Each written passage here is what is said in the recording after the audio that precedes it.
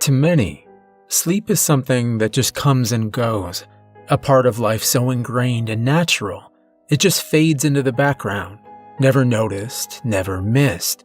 For those who can't find it, however, it's something almost like a wound, an absence of something inside of you, a hole that gnaws until the discomfort fades into the back of your mind. Whichever extreme you swing to, the point is that sleep, or lack of it, still remains behind our eyes, deep in the mind, always present, but never closely examined.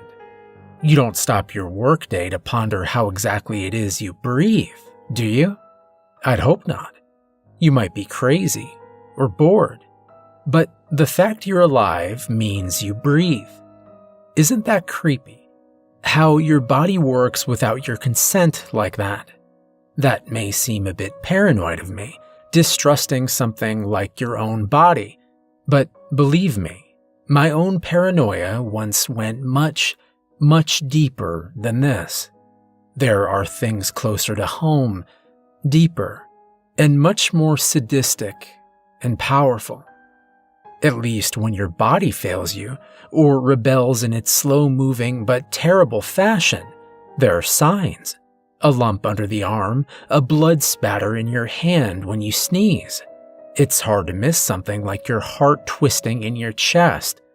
But what happens when the signs are clear to everyone except for you?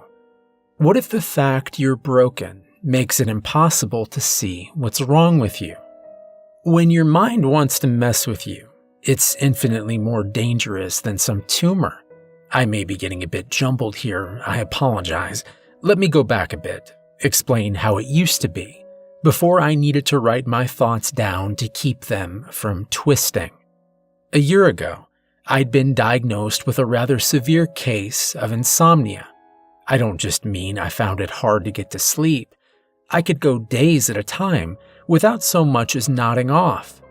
When I did sleep, it was a short affair, and oddly, I remember nothing prior to, during, or after the 4 or so hour escape from wakefulness.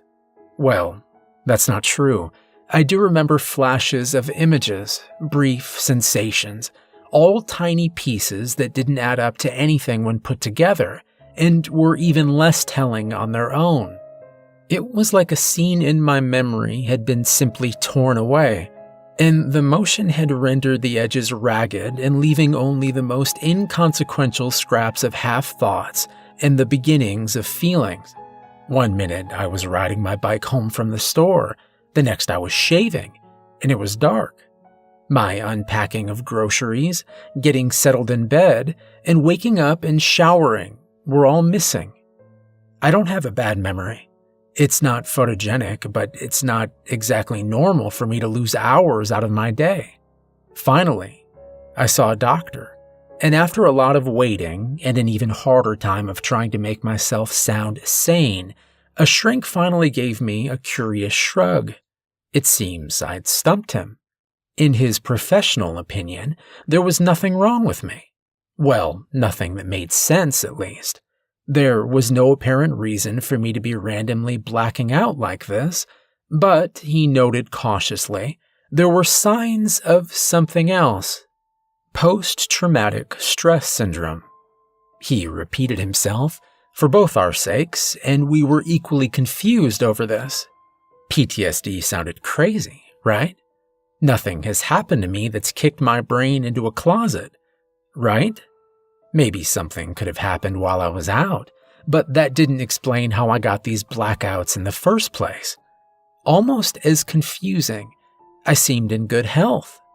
Apparently I was some kind of mutant who didn't require sleep to stay on my feet. The shrink didn't believe me when I told him I'd been awake 113 hours.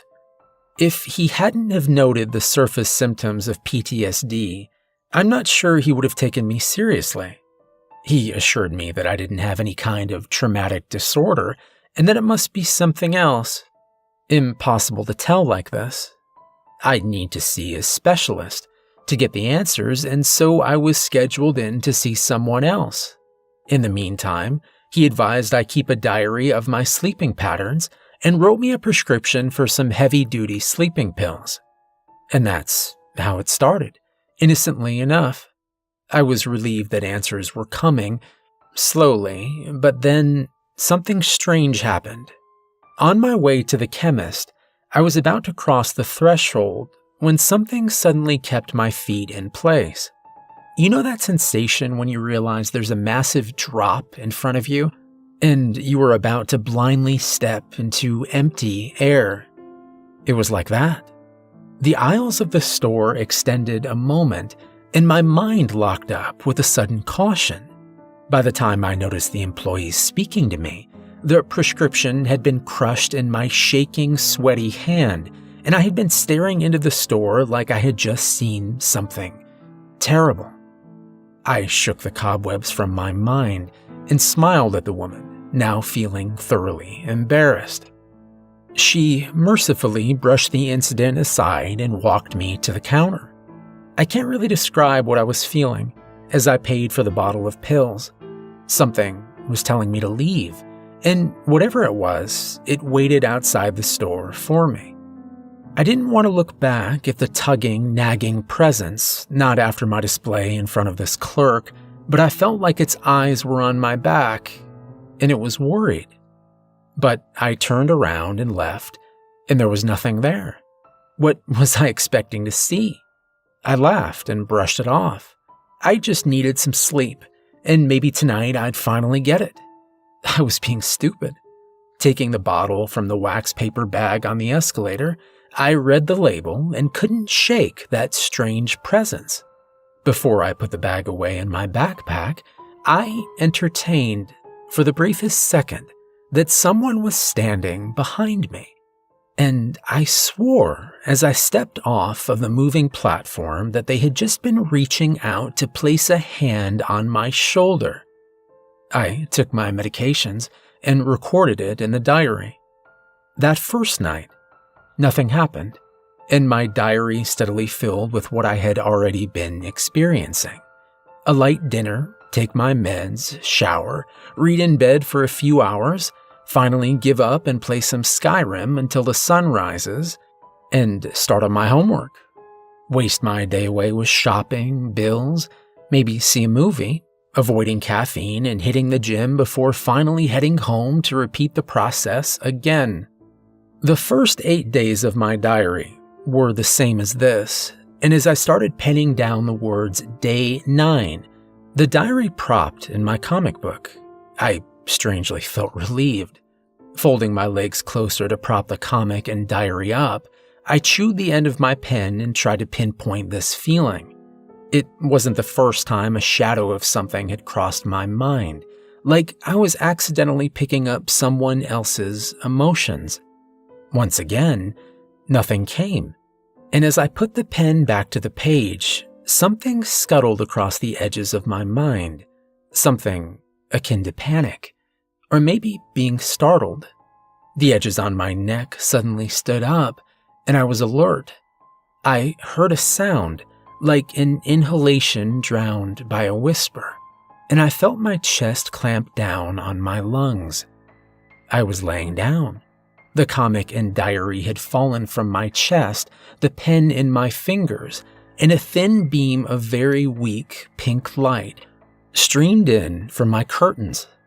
Suddenly aware of my surroundings again, I sat up and grabbed lethargically for the alarm clock on my bedside table. It was 4:41 in the morning, just before sunrise. Peering down at the clock in the near darkness, waiting for my mind to start working again, I tried to remember the last thing I had done. What time had I sat in bed to write in the diary? Rubbing my eyes, I patted about for the diary and checked the time I had written. It had been 2 in the afternoon when I had began, and I had lost consciousness at that time, but there was a scribbling underneath a date. It was illegible. It was definitely my handwriting, and it had tried to form letters, but it had kept on packing together too close or spreading out and scribbling over itself.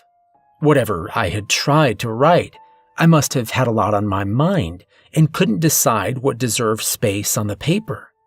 How long had I been trying to write after I put down the time? A few minutes? An hour? I'd been lucid much longer in the past. As I tried to push out of bed, I found my limbs were sluggish, and the world waved unsteadily as I got on my feet.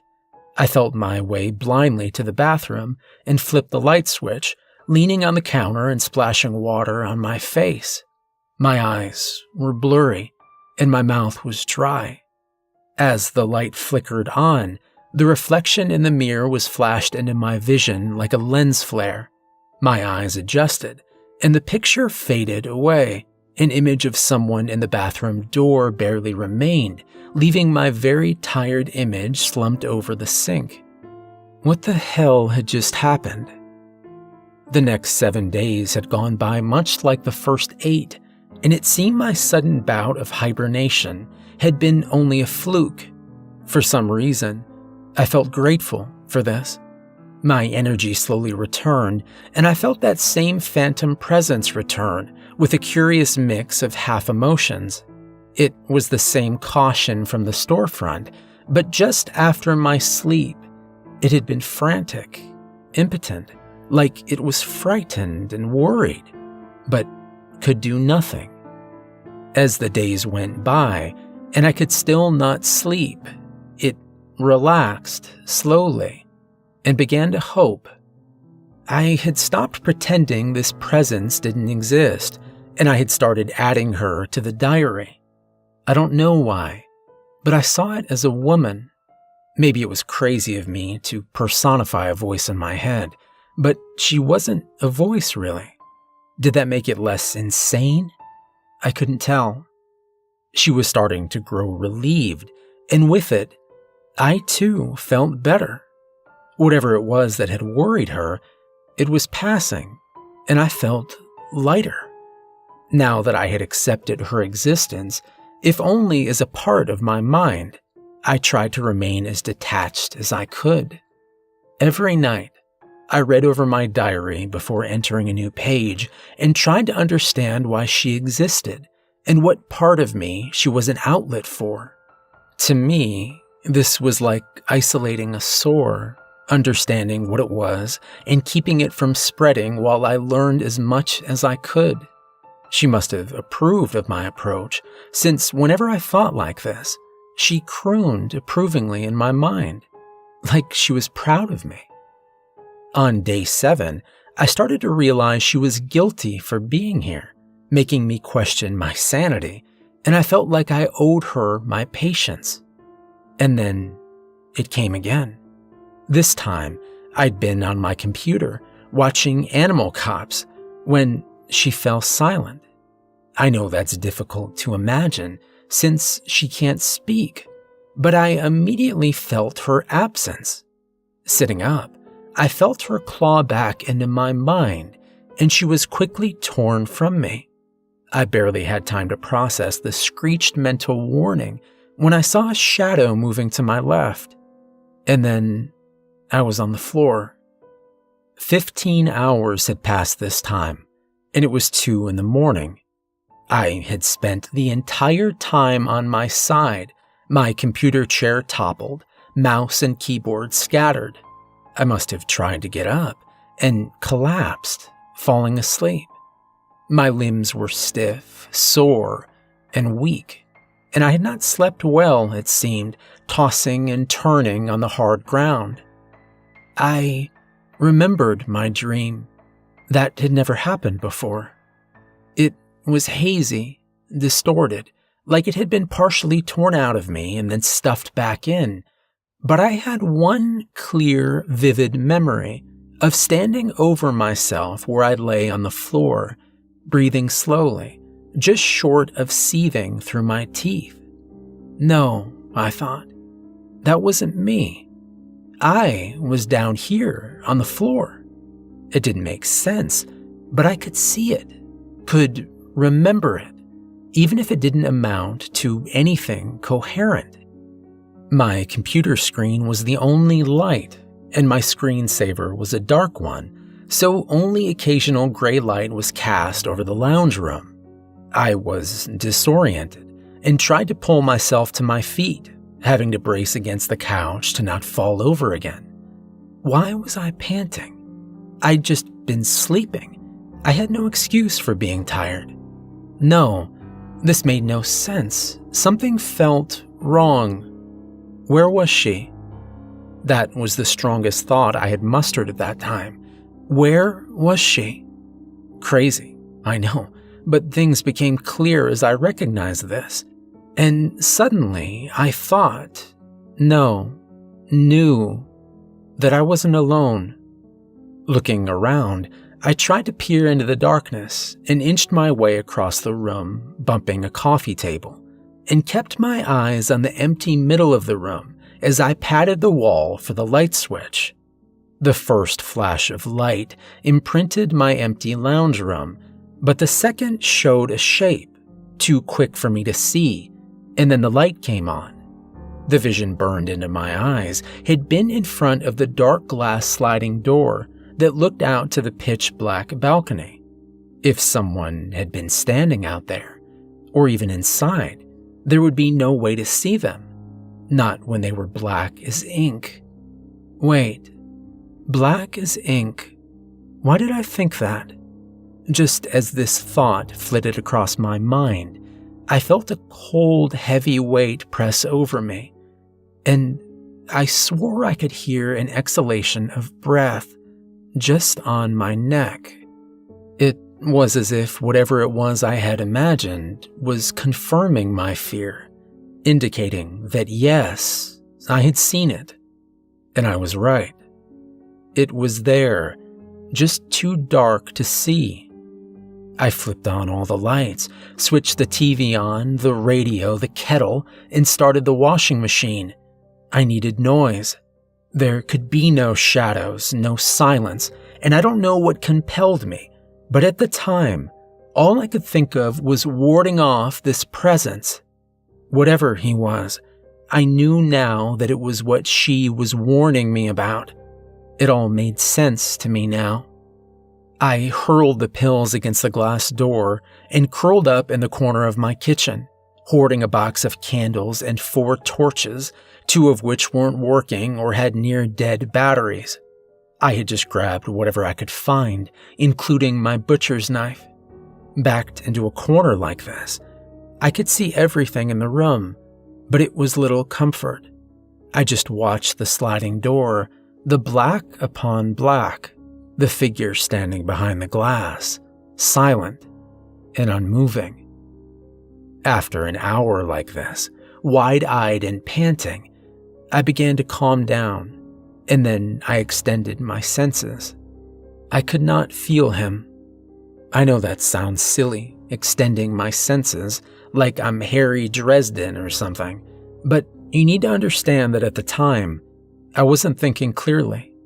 These figments of my mind were as real to me as anything, and the looping scatterdash logic had all been clear at the time.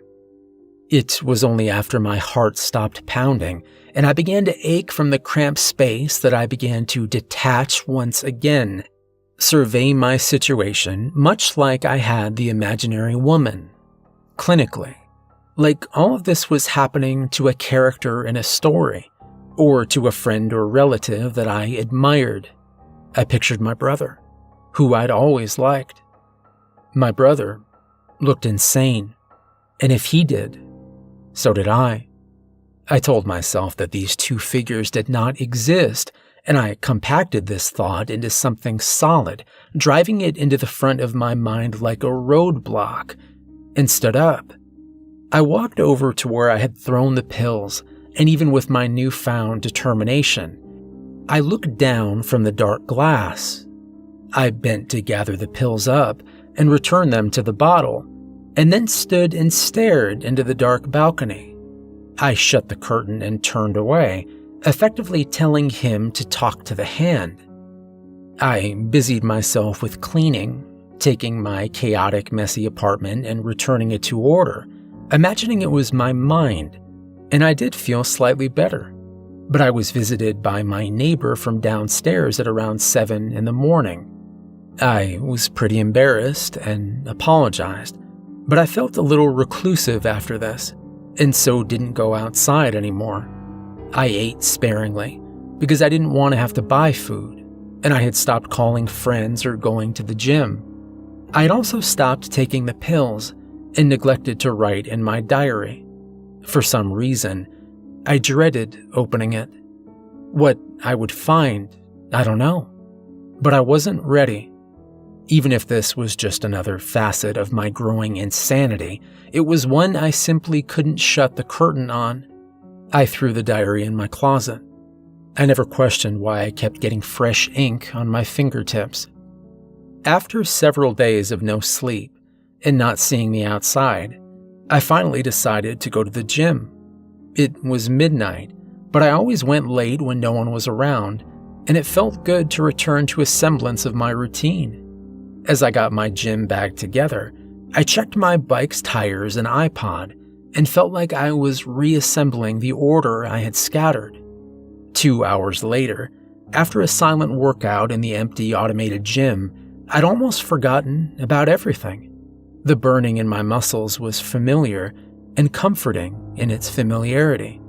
The crackle of the cheap speakers playing late-night radio, the click of the big fan that never turned right, humming of the Gatorade machine, it was all so normal and familiar for me. I'd been silly, I decided. I would see the doctor tomorrow and life would get back on track. I knew it. Pulling the zipper of my gym bag to toss in the water bottle and towel, I froze.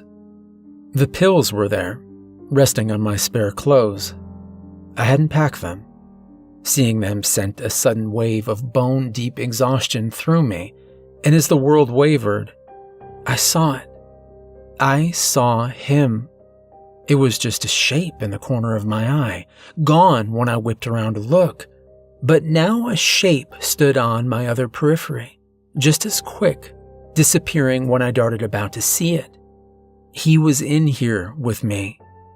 All my prior resolve melted from my mind, and I began to panic as the weariness set in.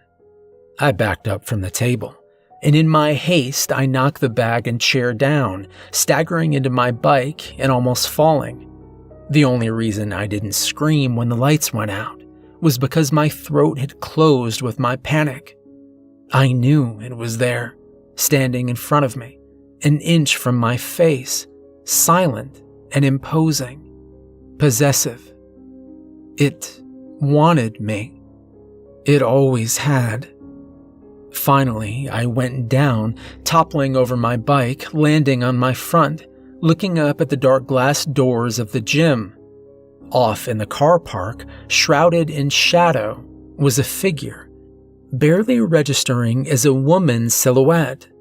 She cupped her hands and called to me, and while I couldn't hear her, I knew she was telling me to run. The rest is a blur. I sprinted down the road, limbs screaming in protest as the strength seeped from them, my vision blurring, ground swinging underneath my feet, causing me to stagger and trip. I was running, frantic to get away, the shadows catching up to me, enveloping me, like the night itself was coming for me, and as it closed about me, my strength was bled away. I vaguely recall the blare of a horn, a set of headlights, and a sudden burning sensation in my chest, like someone had punched me so hard that my lungs had expelled their air. The world spun about. The road came fast and hard, and I struggled to go on. Figures crowded me, clawing at me, trying to pull me into the darkness, and I was blacking out, fighting to keep my head above the inky blackness. As my last ounce of strength was torn away, all was dark and silent, and I felt him looming over me.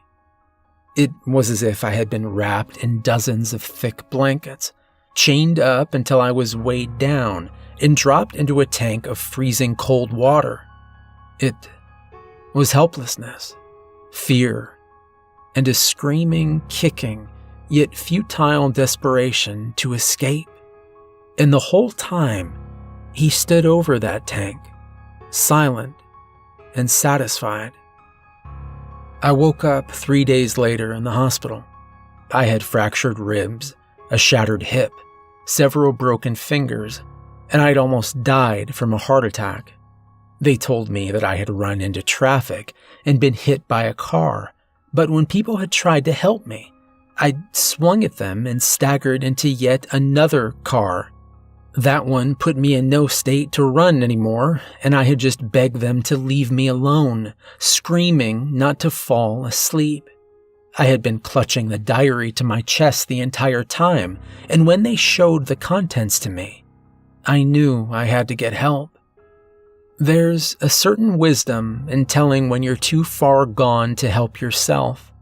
I haven't yet been able to put in words that I find adequate, but the sanest thing a man can do is admit when he isn't sane. All I knew was that I could trust my own mind no longer. I went willingly, and much lighter, to the mental ward. I asked that I keep the diary and keep adding to it, not really expecting to be allowed to, but they agreed. And now, with the burden of my mental health passed on to someone else, I felt lighter, I guess. Like I had a free pass to finally look into that dark glass and see just what it was that lurked there wearing my face. I didn't need to worry about him anymore. That was the doctor's job, right?